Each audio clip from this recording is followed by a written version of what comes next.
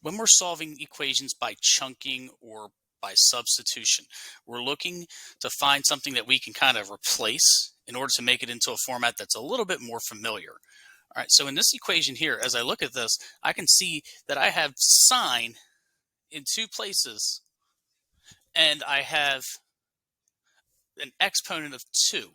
So what I can do is I can take sine and I can substitute that. Instead of using sine, I can use another variable. So for example, I might use the variable u and say that that's equal to sine of x.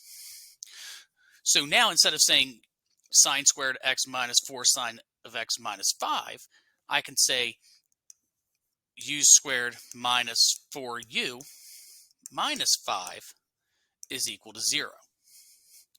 All right, and that's a quadratic equation, which is a lot more familiar for us to solve. So I can say that u minus 5 times u plus 1 equals 0. Use the zero product property. U minus 5 equals 0. U plus 1 equals 0.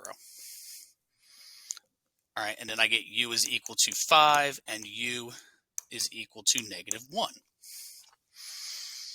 All right, now I got to go back and I got to replace, right? I got to put sine of x back there. So sine of x is equal to 5.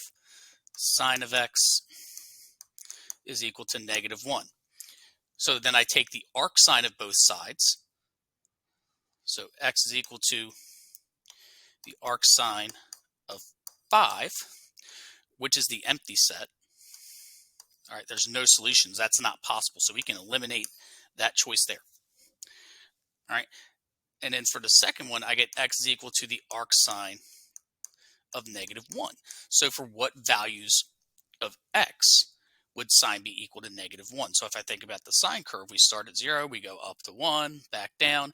So we get to negative 1 when x is equal to 3 pi halves if we're measuring in radians, or 270 degrees. And most of the time we're going to stick to our radian measurements.